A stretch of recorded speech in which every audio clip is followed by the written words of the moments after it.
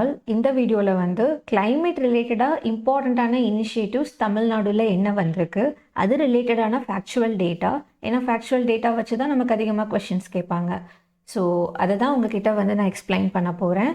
And இப்போ உங்களுக்கு teach பண்ணும்போது இங்கிலீஷ் கண்டென்ட்டை வச்சு டீச் பண்ணுறேன். பட் உங்களுக்கு வந்து தமிழ் பிடிஎஃப்பும் வந்து நான் ப்ரொவைட் பண்ணியிருக்கேன். நம்மளுடைய மொபைல் ஆப் பேட்ச் செக்ஷனில் வந்து இருக்கும். மறக்காமல் டவுன்லோட் பண்ணிக்கோங்க, பிரிண்ட் அவுட் போட்டுக்கோங்க. அண்ட் இப்போது என்னென்ன விஷயங்கள் இருக்குன்றத ரொம்ப தெளிவாக வந்து பார்க்கலாம். ஓகேங்களா? ஃபர்ஸ்ட்டு climate ரிலேட்டடாக தமிழ்நாடுல என்னென்ன இனிஷியேட்டிவ்ஸ் வந்திருக்குன்னு பார்த்தீங்கன்னா ஒரு 5 இம்பார்ட்டண்ட்டான இனிஷியேட்டிவ்ஸ் இருக்குது. அதுக்குள்ளே சின்ன சின்ன குட்டி குட்டி இனிஷியேட்டிவ்ஸும் இருக்குது. ஃபார் எக்ஸாம்பிள் தமிழ்நாடுடைய climate summit 2.0 ரொம்ப ரொம்ப இம்பார்ட்டன்ட். அப்புறம் அடுத்து வந்து கோஸ்டல் ரீஸ்டோரேஷன் மிஷன் ரொம்ப ரொம்ப இம்பார்ட்டன்ட். அடுத்து green Tamil Nadu mission important, wetland mission important, heat wave disaster policy important. இதெல்லாம் இன்னைக்கு நியூஸ் பேப்பரில் கூட வந்திருக்கு. ஸோ இதெல்லாமே இம்பார்ட்டன்ட். ஓகேங்களா? அண்ட் climate ரிலேட்டடாக தமிழ்நாடுல என்னென்ன ரீஃபார்ம்ஸ் வந்திருக்குன்றது நம்ம சிலபஸ்லேயே கொடுத்துருக்காங்க, இனிஷியேட்டிவ்ஸ் என்னென்ன இருக்குன்னு. ஸோ கண்டிப்பாக இதுலேருந்து நம்ம கொஷின்ஸ் எக்ஸ்பெக்ட் பண்ணலாம். மறக்காமல் பார்த்துக்கோங்க. அப்புறம் குட்டி குட்டியாக இருக்க ரிமைனிங் டாப்பிக்கும் பார்த்துடலாம். ஓகேங்களா? ஓகே, ஃபர்ஸ்ட் வந்து தமிழ்நாடுடைய climate மிஷன் சம்மிட் 2.0.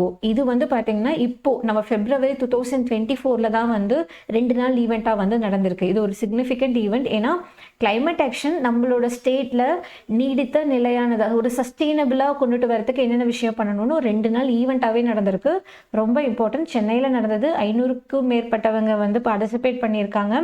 நிறைய பேரை அட்ராக்ட் பண்ணி இந்த கிரிட்டிக்கல் climate சேலஞ்சஸ்க்காக என்னென்ன பாசிபிள் சொல்யூஷன்ஸ் கொண்டு வரலான்னு சொல்லிட்டு ஸ்ட்ராட்டஜி போடுறது, கொலாபரேட் பண்ணுறதுன்னு நிறைய ஸ்டேக் ஹோல்டர்ஸ் எல்லாமே வந்து டிஸ்கஸ் பண்ணியிருக்காங்க. ஸோ அதனால் இந்த சம்மிட் வந்து பேசிக்காகவே இம்பார்ட்டன்ட். ஓகேங்களா? அண்ட் கீ அனௌன்ஸ்மெண்ட் இனிஷியேட்டிவ்ஸ் என்னென்ன வந்திருக்குன்னா எமிஷன் ரிடக்ஷன் கோல். நம்ம தமிழ்நாடு வந்து கார்பன் எமிஷனை 2030க்குள்ளே 70% குறைக்கணும்னு சொல்லிட்டு நம்மளே வந்து ஒரு டார்கெட் மாதிரி ஃபிக்ஸ் பண்ணியிருக்கோம். இது ஒரு கோலாகவே வச்சுருக்கோம். ஸோ இந்த ஒரு climate சம்மிட்டில் தான் இப்படி எமிஷனுக்கான கோல் வந்து போட்டிருக்கோம். ஆல்ரெடி பார்த்திங்கன்னா இந்தியாவில் வந்து 2070க்குள்ளே நெட் ஜீரோ எமிஷன் வரணுன்றதை டார்கெட்டாக வச்சுருக்காங்க. அவங்க என்ன 2070 வைக்கிறது, நான் வைக்கிறேன் பாரு 2030ன்னு சொல்லிட்டு தான் தமிழ்நாடு வந்து கார்பன் எமிஷனுடைய டார்கெட்டாக 70% குறைக்கணும். இது வந்து நெட் ஜீரோ. பட் நம்ம 70% குறைக்கணும்னு 2030க்குள்ளே ஒரு டார்கெட் வந்து வச்சுருக்கோம். அதில் ஒரு இம்பார்ட்டண்ட்டான இந்த ஒரு சம்மிட்டில் ஒரு இம்பார்ட்டண்ட்டான இன்வென்ட்ரி இருக்குது. That is green house gas இன்வென்ட்ரின்னு ஒரு விஷயம் கொண்டு வந்திருக்காங்க. தமிழ்நாடு தான் மொத ஸ்டேட் இந்த மாதிரி ஒரு இன்வென்ட்ரி கொண்டு வரதுக்கு. ஏன்னா இது வந்து ஒரு வழிவகுத்து கொடுக்க ஒரு பாத்வேவாக கண்டிப்பாக நெட் ஜீரோ டிரான்சிஷனுக்கு இருக்குன்னு சொல்லிட்டு ஒரு இன்வென்ட்ரின்னு ஒரு விஷயம் வந்து புதுசாக அன்வீல் வந்து பண்ணியிருக்காங்க. ஓகேங்களா? இதை கண்டிப்பாக தெரிஞ்சிருக்கணும். இந்த இன்வென்ட்ரி வழியாக ஒரு விஷயத்த வந்து ரிவீல் பண்ணியிருக்காங்க, ஒரு விஷயம் சொல்லியிருக்காங்க. அது என்னென்னா நம்ம தமிழ்நாடுல 2005லிருந்து 2019க்குள்ள 84% க்ரீன் ஹவுஸ் கேஸ் எமிஷன் வந்து அதிகமாகிருக்குன்றது இந்த இன்வென்ட்ரி வந்து நமக்கு கண்டுபிடிச்சி சொல்லியிருக்கு. ஓகேங்களா? ஸோ இது ரொம்ப இம்பார்ட்டன்ட். 2019 பார்த்தீங்கன்னா நம்ம ஸ்டேட்டுடைய டோட்டல் எமிஷனுடைய வேல்யூ வந்து 184 மில்லியன் டன்ஸ் ஆஃப் கார்பன் ஈக்குவலண்ட்ன்ற ஒரு டேட்டாவும் கொடுத்துருக்கு. ஸோ இந்த இன்வென்ட்ரி 84% இன்க்ரீஸ் ஆகியிருக்கு 2005லிருந்து 19க்குள்ள. 19ல் மட்டுமே 184 மில்லியன் டன்ன்றது ரொம்ப பெரிய ஒரு ஸ்டேட் எமிஷன், ரைட்? ஸோ அதையும் வந்து நமக்கு காமிச்சு கொடுத்துருக்கு. அண்ட் அது மட்டும் இல்லாமல் அந்த இன்வென்ட்ரியில் இருக்க டீட்டெயில்ஸ் பேசிக்காகவே இந்த climate சம்மிட்டில் இருக்க இம்பார்ட்டண்ட்டான டீட்டெயில் பார்த்தீங்கன்னா 2019 படி செக்டார் வைஸ் எமிஷன்ஸில் வந்து எனர்ஜி செக்டார் தான் 77% வந்து கார்பன் எமிஷன் வந்து பண்ணியிருக்காங்க. கரெக்டாக சொல்லணும்னா 141 metric tons of carbon equivalent வந்து ரிலீஸ் ஆகியிருக்கு.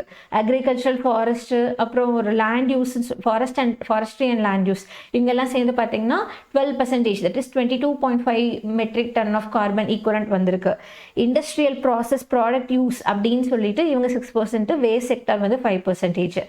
இது வேல்யூஸ் எல்லாம் பார்த்துக்கோங்க. இதை வச்சு கூட நமக்கு ஸ்டேட்மெண்ட் பேஸ்டு கொஸ்டினாக கேட்கலாம் 2019 டேட்டாவை வச்சு. ஓகேங்களா? அண்ட் ரினியூவபிள் எனர்ஜி டார்கெட் பார்த்தீங்கன்னா நம்ம எப்படி சொல்கிறது, நம்ம இந்தியாவில் என்ன வச்சுருக்காங்க, நெட் ஜீரோ வந்து 2070 வரணும்ன்ட்டு. அதுக்காக நம்ம தமிழ்நாடுல வச்ச ஒரு proper energy target, renewable energy target பார்த்தீங்கன்னா சோலார் கெப்பாசிட்டி இன்ஸ்டால்டாக வந்து கண்டிப்பாக 475 ஜிகாவாட்டாக வந்து இருக்கணும் அப்படிங்கிறத 2070 டார்கெட்டாக வச்சுருக்கோம். 90 ஜிகாவாட் வந்து இன்ஸ்டால்டு விண்ட் கெப்பாசிட்டி ஆன்ஷோர் ஆஃப் ஷோரில் இருக்கணும்னு பிளான் வச்சுருக்காங்க. ஸோ பேசிக்காகவே இந்த கிளைமேட் சம்மிட் ரொம்ப இம்பார்ட்டன்ட். இதில் இந்த ஃபேக்ட் எல்லாமே இம்பார்ட்டன்ட்.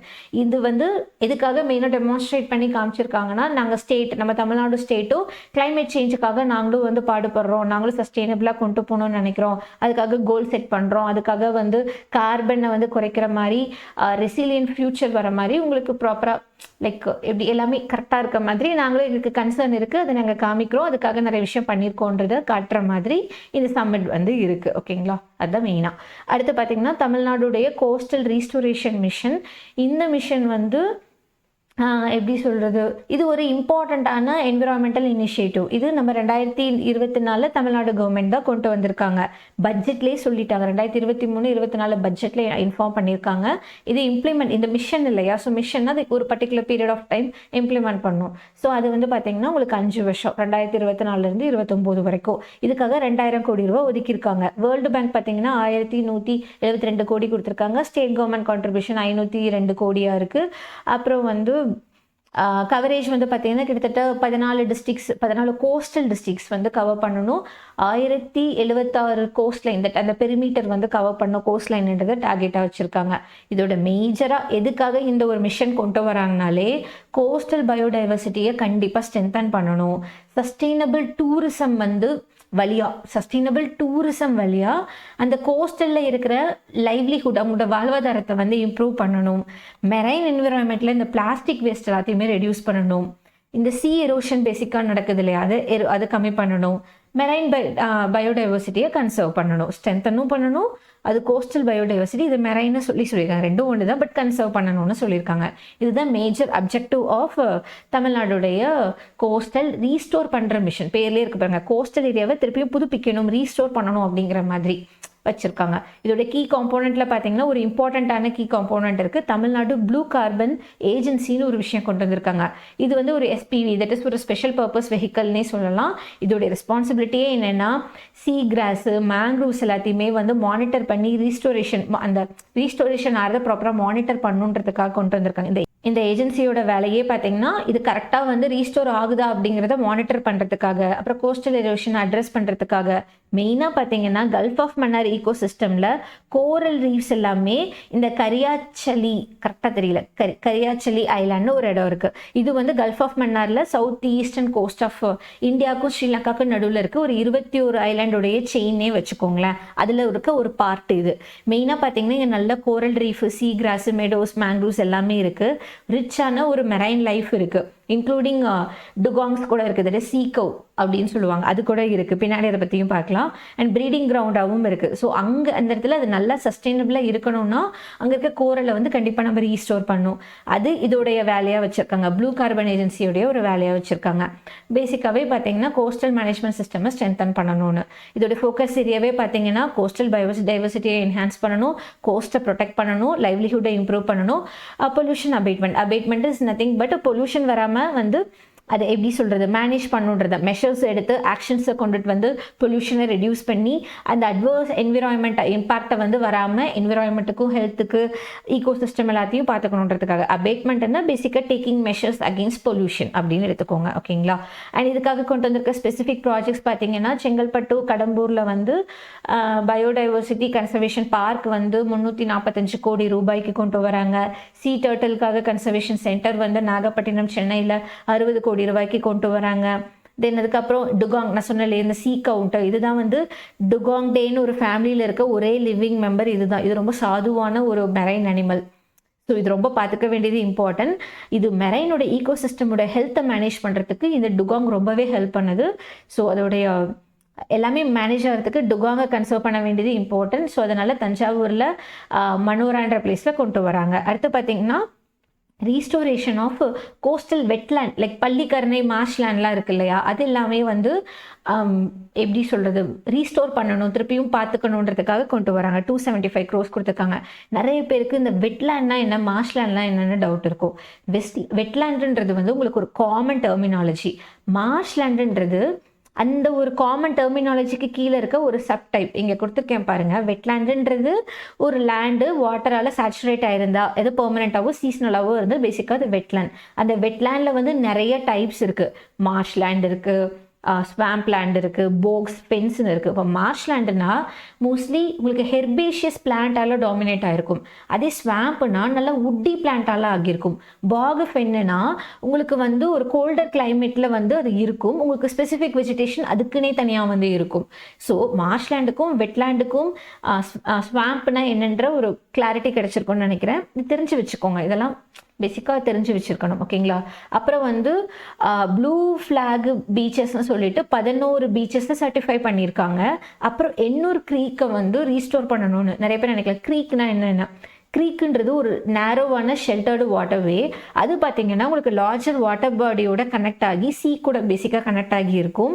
அண்ட் இது வந்து ஈகோசிஸ்டம்க்கு ரொம்ப க்ரூஷியல். ஏன்னா அங்கே தான் வந்து டைவர்ஸ் ஃப்ளோரா அண்ட் ஃபானா இருக்கும். ஒரு நேச்சுரல் பஃபராகவே ஆக்ட் ஆகும். ஸோ எண்ணூர்லாம் அந்த மாதிரி க்ரீக் இருக்குது. ஸோ அந்த மாதிரி க்ரீக் எல்லாத்தையுமே நம்ம ரீஸ்டோர் பண்ண வேண்டியது இம்பார்ட்டன்ட். ஓகேங்களா. அடுத்து வந்து identification of plastic waste hotspot, எங்கெங்கெல்லாம் பிளாஸ்டிக் வேஸ்ட் அதிகமாக வருதுன்னு ஐடென்டிஃபை பண்ணுறாங்க. பொல்யூஷன் கண்ட்ரோல் மெஷராக இதை பண்ணிக்கிட்டு இருக்காங்க அந்த மிஷனுக்கு கீழே. அடுத்து பார்த்தீங்கன்னா இன்ஸ்டாலேஷன் ஆஃப் கேப்சர் பூம். இது ரொம்ப இம்பார்ட்டன்ட். கேப்சர் பூம் இது ஹை பொல்யூஷன் ஏரியாவில் பண்ணுறாங்க. கேப்சர் பூம்ன்றது உங்களுக்கு என்னென்னா ஒரு ஃப்ளோட்டிங் பேரியர் மாதிரி போட்டு அதில் வந்து பொல்யூட்டன்ஸாக என்னென்ன விஷயம் வருதோ அதை வந்து கண்டெயின் பண்ணி டைவர்ட் பண்ணி கலெக்ட் பண்ணுறது, அந்த வாட்டர் பாடியை சுத்தமாக வச்சுக்கிறதுக்கு பொல்யூட்டன்ஸை அட்ராக்ட் பண்ணுற ஒரு கைண்ட் ஆஃப் ஃப்ளோட்டிங் பேரியரை தான் நம்ம வந்து கேப்சர் பூம்னு சொல்லுவாங்க. ஓகேங்களா. ஹை பொல்யூட்டிங் ஏரியாவில் பேசிக்காகவே இதை வந்து யூஸ் பண்ணுவாங்க. அப்புறம் அது மட்டும் இல்லாமல் development of a digital waste exchange platform. இது என்னன்னா இந்த டிஜிட்டல் வேஸ்ட் எக்ஸ்சேஞ்ச் பிளாட்ஃபார்ம்ன்ற இடத்துல இவ்வளோ பொல்யூட்டன்ஸ், இவ்வளோ குப்பை இருக்குது, இந்த மாதிரி லைக் என்னென்ன ரீசைக்கிள் பண்ணக்கூடிய ப்ராடக்ட்ஸ் இருக்கோ அது எல்லாமே இங்கே வந்து ஏலத்துக்கு விடுவாங்கன்ற மாதிரி எடுத்துக்கோங்க. ஒரு பிளாட்ஃபார்ம் மாதிரி. ஓகேங்களா. அந்த இடத்துல மார்க்கெட் பிளேஸ் மாதிரி அங்கே வந்து சேல் பண்ணிப்பாங்க. அந்த மாதிரி விஷயங்கள்லாம் நடக்கும். ஓகேங்களா. அதுக்காக டிஜிட்டலாக கொண்டு வந்திருக்க ஒரு எக்ஸ்சேஞ்ச் பிளாட்ஃபார்ம் மெயின்லி ஃபார் இந்த பொல்யூட்டன்ஸ் ரீசைக்கிள் பண்ணக்கூடிய திங்ஸ் எல்லாத்தையுமே அங்கே வந்து பார்த்துப்பாங்க, டெவலப் பண்ணுறாங்க. அதுக்காக ஒரு பிளாட்ஃபார்ம் டெவலப் பண்ணுறாங்க. அண்ட் ஃபிஷிங் கியர்ஸ் எல்லாமே ஆல்ரெடி நிறைய ஃபிஷிங் யூஸ் பண்ணிட்டு டிஸ்கார்ட் பண்ணியிருப்பாங்க, தொலைச்சிருப்பாங்க, காணாமல் போயிருக்கும், அந்த மாதிரிலாம் இருக்கு இல்லையா. அந்த மாதிரி இருக்கிறது எல்லாமே அது கூட நமக்கு ஒரு கைண்ட் ஆஃப் பொல்யூஷன் தான் காஸ் பண்ணுது. ஸோ அது எல்லாமே வந்து ரிமூவ் பண்ணணும்னு சொல்லிட்டு பண்ணுறாங்க. ஓகேவா. அப்புறம் பார்த்தீங்கன்னா உங்களுக்கு promotion of circular economy solution. Circular எக்கானமினா என்ன நிறைய பேருக்கு புரியாமல் இருக்கும். சர்க்குலர் எக்கானமினா என்னென்னா இல்லை ஸ்ட்ராட்டஜி போட்டு வேஸ்ட்டை குறைக்கணும், ரிசோர்ஸோட எஃபிஷியன்சியை அதிகப்படுத்தணும், நிறைய ரீசைக்ளிங் ரீயூஸ் பண்ணணும், சஸ்டெயினபிளாக அந்த மெட்டீரியலை யூஸ் பண்ணணும். மெயினாக பார்த்தீங்கன்னா ஒரு ட்ரெடிஷ்னலான இருக்க லீனியர் எக்கானமிங்கிறது எடு, யூஸ் பண்ணு, டிஸ்போஸ் பண்ணு, இப்படி தான் இருப்பாங்க. அது டிஸ்போஸ் ஆனது எதுவுமே பண்ண மாட்டாங்க. ஆனால் சர்க்குலர் எக்கனாமின்னு சுற்றுறதுன்னா ரீசைக்ளிங் திங் லைக் அதில் வந்து ரிசோர்ஸஸ் எல்லாமே திருப்பி யூஸ் பண்ணி as long as possible use பண்ணுவாங்க. அதுதான் பேசிக்காகவே சர்க்குலர் எக்கானமின்னு சொல்லுவாங்க. இது இம்பார்ட்டன்ட், தெரிஞ்சுக்கோங்க. இந்த வார்த்தையெல்லாம் நீங்கள் மெயின் சப்போஸ் எழுதுறீங்கன்னா இதெல்லாம் நீங்கள் யூஸ் பண்ணிக்கலாம்.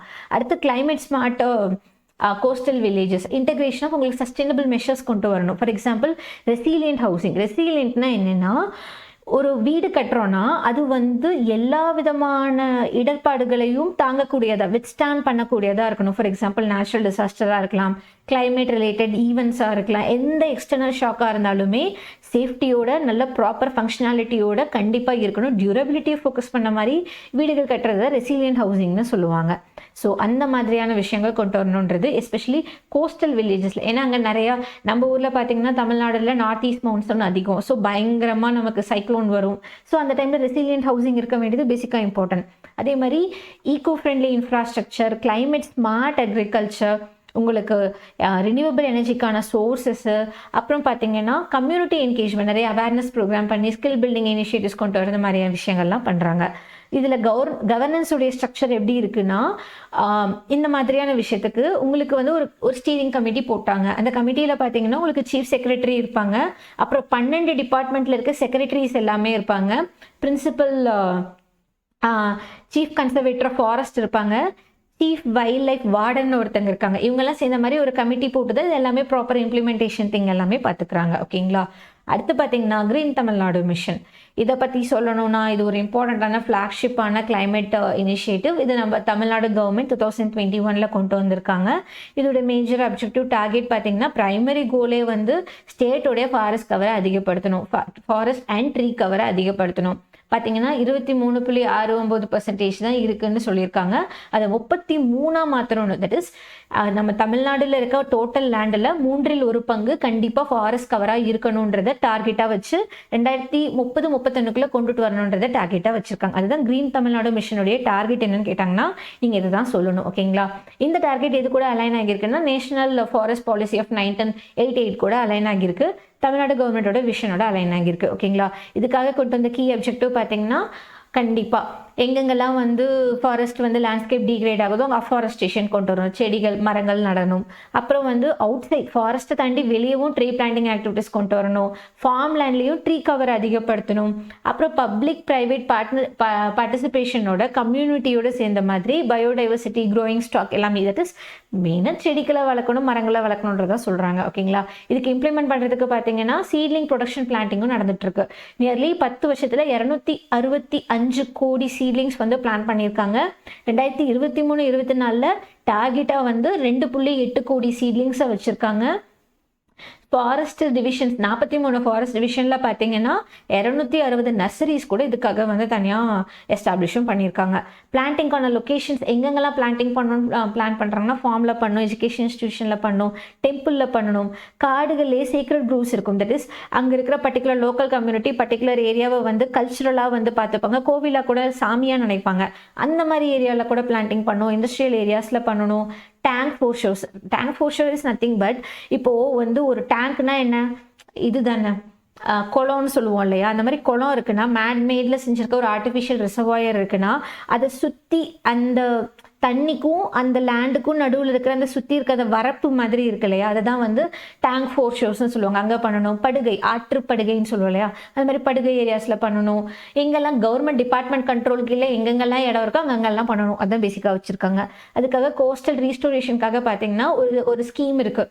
Rehabilitation of coastal habitats through the formation of bioshield. நல்லா பாருங்கள், பயோஷீல்டை ஃபார்ம் பண்ணுறது மூலயமா கோஸ்டல் ஹேபிட்டேட்டை ரீஹாபிலிட்டேட் பண்ணணும்னு சொல்லிட்டு 2023-24 இம்ப்ளிமெண்ட் பண்ணணும். தட் இஸ் 26 வரைக்குள்ளே பண்ணணும் கோஸ்டல் டிஸ்ட்ரிக்ட்னு சொல்லிட்டு ஒரு குட்டி ஸ்கீமே கொண்டுட்டு வந்திருக்காங்க. ஓகேங்களா?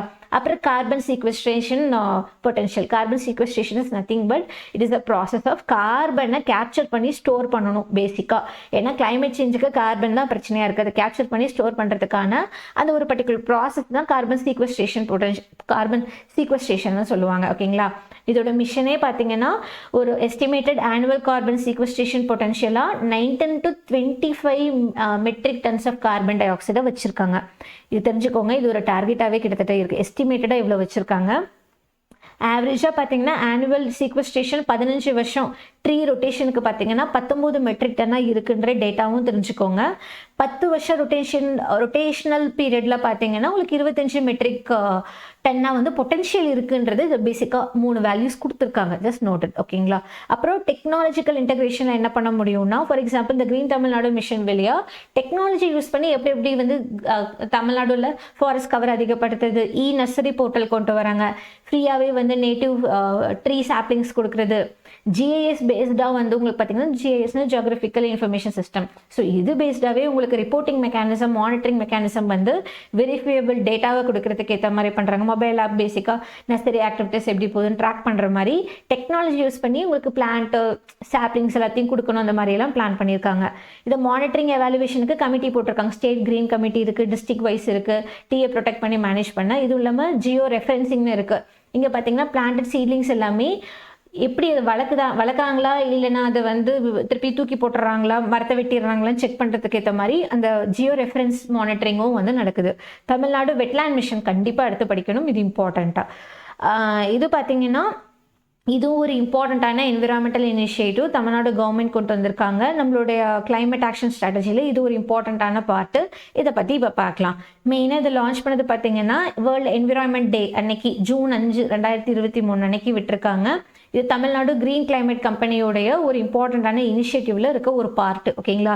இதோட எய்மும் பார்த்தீங்கன்னா 100 ஐடென்டிஃபைடு வெட்லேண்டை வந்து ரீஸ்டோர் பண்ணி மேப் பண்ணி ஈக்காலஜிக்கலாக ரீஸ்டோர் பண்ணுன்றதை டார்கெட்டாக வச்சுருக்காங்க.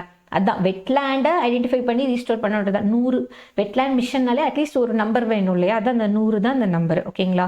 அண்ட் மெயினாக பார்த்தீங்கன்னா வெட்லேண்டில் வந்து வாட்டர் ஸ்டோரேஜ் கெப்பாசிட்டியை அதிகப்படுத்தணுன்றதை டார்கெட்டாக வச்சுருக்காங்க.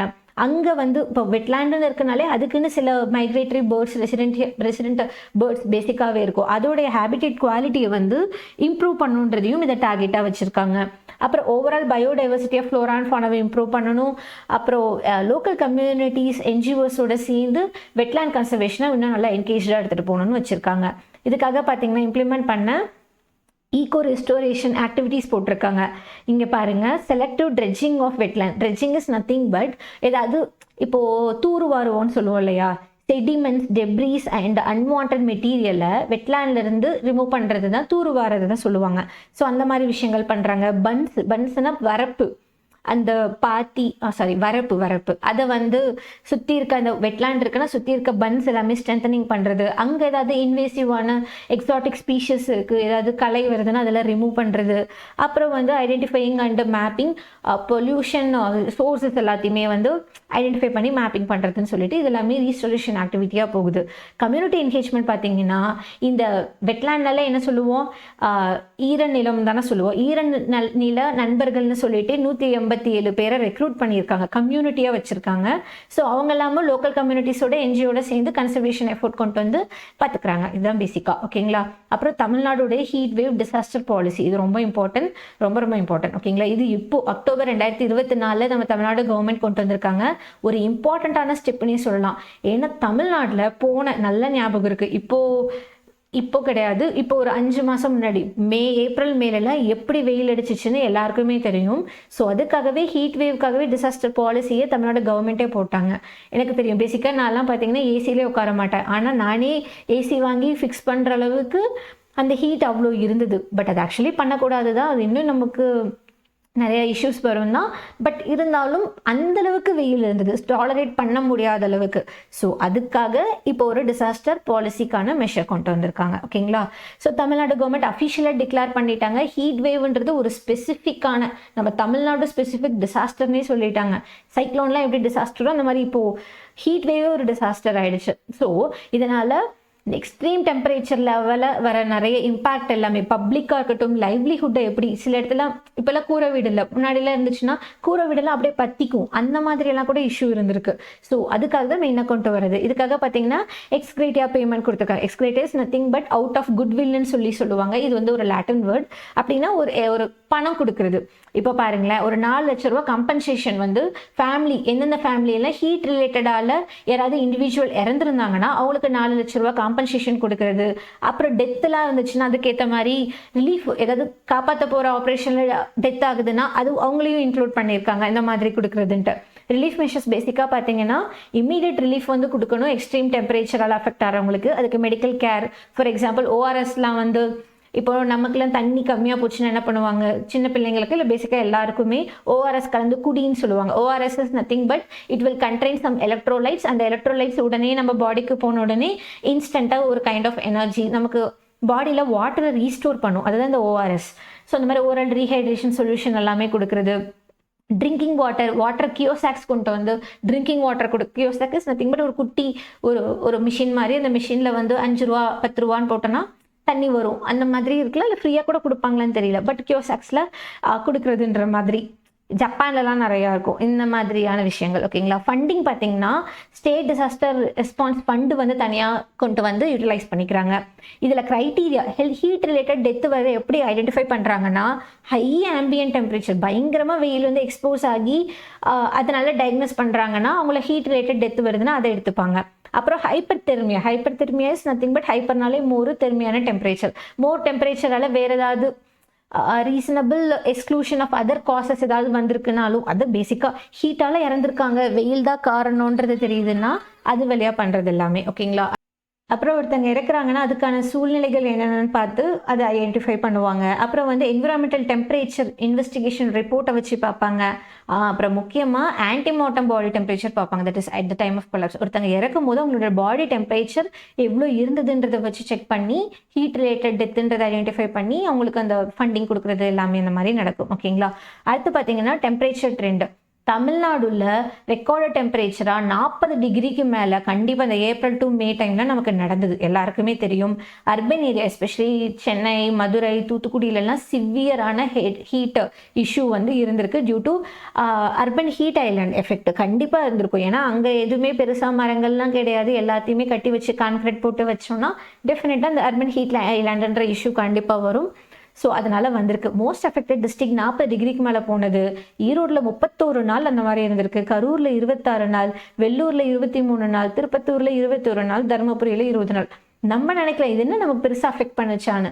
நல்லா வீட்டில் உட்காந்துட்டு இருக்க நமக்கே வெயில் தாங்க முடியலன்னா வீடு இல்லாமல் இருக்கவங்களுக்கெல்லாம் எவ்வளோ அஃபெக்ட் ஆகிருப்பாங்க. இல்லை ஒரு ப்ராப்பர் ஃபெசிலிட்டியான ஒரு ரெசிடென்ட் ஹவுஸில் இல்லாதவங்களுக்கு எப்படி இருந்திருக்குன்றதை நம்ம பார்த்தாகணும். ஸோ அதனால் டிசாஸ்டருக்கான ஒரு கிரிட்டிக்கல் டிசாஸ்டருக்கான திங்காக இது நினச்சது வந்து கண்டிப்பாக இது இம்பார்ட்டன்ட். ஓகேங்களா. வல்னரபிள் பாப்புலேஷன் பார்த்தீங்கன்னா கண்டிப்பாக வயசானவங்க அஃபெக்ட் ஆவாங்க. குழந்தைங்கனால தாங்க முடியாது. Already pre existing health condition இருக்கவங்களாம் டெஃபினட்டாக அஃபெக்ட் ஆவாங்க. இதுக்காக இது இல்லாமல் நம்ம எப்படி சொல்கிறது, ஹீட் மட்டும் இல்லாமல் வேறு என்னென்னலாம் ஸ்பெசிஃபிக் டிசாஸ்டராக நம்ம கவர்மெண்ட் வந்து சொல்லியிருக்குன்னா சீ எரோஷன், லைட்னிங், தண்டர், விரில்வின்ஸ். இது என்னன்னா வந்து ஒரு ரேப்பிடாக திடீர்னு ஹாட் ஏர் வந்து சுத்த ஆரம்பிச்சிடும். அது வந்து அட்மாஸ்பியரிக் இன்ஸ்டெபிலிட்டியால் நடக்கும். இது நிறைய விதமாக தூசிங்கெல்லாம் சேர்ந்து வரும். அப்புறம் பெரிய டொராண்டோஸ் கூட சேர்ந்த மாதிரி வரும். பட் ஏதாவது ஒன்று இந்த ஃபாஸ்ட்டாக ஏர் சுற்றுறது தான் சொல்லுவாங்க. ஓகேங்களா. அடுத்து கேல் விண்டுன்றதும் உங்களுக்கு வந்து லைக் அது ஒரு 63 to 74 km/h ஸ்பீடிலே இருக்கும். ஸ்ட்ரோம்ஸோட சேர்ந்த மாதிரி சொல்லலாம். இது வந்து லோ ப்ரெஷரில் பேசிக்காக வரும். இது மெரைனில் வரும். இது வந்து ஐ திங்க் லேண்டில் வரும்னு நினைக்கிறேன். பட் இது பேசிக்காகவே மெரைனில் தான் வரும். இந்த மாதிரி விஷயம்லாம் ஆல்ரெடி வந்து நம்ம டிக்ளேர் பண்ணியிருக்கோம் ஸ்பெசிஃபிக் டிசாஸ்டராக. அடுத்து இதுக்கான சேலஞ்சஸ் அண்ட் லிமிடேஷன் பார்த்தீங்கன்னா இந்த பாலிசி வந்து போஸ்ட் ஹீட் ரிலீஃப் மெஷர் தான் கொடுக்குறாங்க. ப்ரிவென்டிவ் மெஷராக பெருசாக ஒன்றும் பண்ண கிடையாது. அடுத்து வந்து சாங்ஷன்ஸ் வந்து ப்ராப்பராக இல்லைன்னு சொல்லலாம். அப்புறம் பொட்டன்ஷியல் டிஃபிகல்ட்டிஸ் வந்து கண்டிப்பாக இருக்கும். நிறைய பேர் கோமார்பிடிட்டிஸ் தட்ஸ் வேறு இஷ்யூவாலேயே சேர்த்து இறந்துருப்பாங்க. அதுக்கு இதுதான் காரணமா அதுதான் காரணமான்னு அதை ஐடென்டிஃபை பண்ணுறதுல இஷ்யூ வரும். அப்புறம் லிமிட்டட் டு ஒரு பர்டிகுலர் பீரியடில் மட்டும்தான் ஹீட் வேவ் பீரியட் மட்டும் தான் டிக்ளேர் பண்ணியிருக்காங்க. ஸோ மற்ற டைமில் வந்துச்சுனாலும் அது கவர் ஆகாது இல்லையா, அது பிரச்சனை. லாங் டேர்ம் கன்சிடரேஷன் பார்த்தீங்கன்னா இன்னும் ஒரு ஸ்டேட் கிளைமேட் சேஞ்ச் மிஷனாக இன்னும் கொஞ்சம் அதை இன்டகிரேட் பண்ணணும். இன்னும் ஆந்த்ரோபோஜெனிக் தட் இஸ் மனுஷங்களால் வர ஃபேக்டர்ஸ் எல்லாமே அட்ரஸ் பண்ணி ஹீட் வேவால் அக்ரவேட் பண்ணுற விஷயத்தையும் நம்ம சேர்த்து கவர் பண்ணணும். இன்னும் பார்த்தீங்கன்னா ஷார்ட் டேர்ம் சொல்யூஷனாக வந்து அர்பன் பிளானிங் இன்னும் கொண்டு வரலாம்.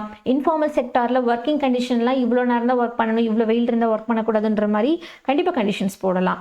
அடுத்து பார்த்தீங்கன்னா வெட் பல்ப் டெம்பரேச்சர் சிக்னிஃபிகன்ஸ் இதில் இருக்குது. இது என்னென்னா இது வெட் பல்ப்ஸ் டெம்பரேச்சர்னா பேசிக்காக என்னென்னு சொல்கிறேன். இது வந்து ஹீட் ஸ்ட்ரெஸ்ஸை வந்து ஹியூமனில் எவ்வளோ இருக்குன்னு கண்டுபிடிக்கிற ஒரு மெஷர். ஓகேங்களா.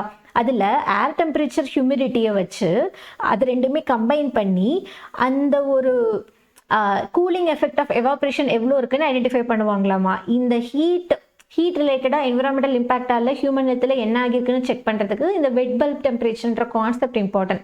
அது 35 டிகிரிக்கு மேலே போகக்கூடாதுன்ற இந்த கீவேர்ட் வந்து இம்பார்ட்டன்ட். இதை பார்த்துக்கோங்க. இது மெயினாக இந்த கோஸ்டல் ஹியூமிட் ரீஜியன்ஸில் எல்லாமே இதை யூஸ் பண்ணுவாங்க. ஓகேங்களா. ஸோ இந்த டிசாஸ்டர் பாலிசி பற்றி அதுதான் இருக்குது. அதே தான் திருப்பி சொல்லியிருக்காங்க. இது இல்லாமல் சில குட்டி குட்டி இனிஷியேட்டிவ்ஸ் இருக்குல்ல, அது என்னென்னு பார்த்துடலாம். தமிழ்நாடுடைய கிளைமேட் சேஞ்ச் மிஷன் இது டிசம்பர் 2022 கொண்டு வந்தாங்க. மெயினாக பார்த்தீங்கன்னா தமிழ்நாடு ஒரு கிளைமேட் ஸ்மார்ட் ஸ்டேட்டாக மாற்றணுன்றது தான் இதோடைய மேஜர் அப்ஜெக்டிவ். மெயினாக ப்ரொடெக்ட் பண்ணணும், ரீஸ்டோர் பண்ணணும் நேச்சுரல் ரிசோர்ஸஸ், அதுதான் மேஜராக வச்சுருக்காங்க. இதுக்காக கொண்டு வந்த இம்பார்ட்டன்ட் ப்ரொவிஷன் பார்த்தீங்கன்னா 500 கோடி ரூபாய் அவுட்லே போட்டிருக்காங்க.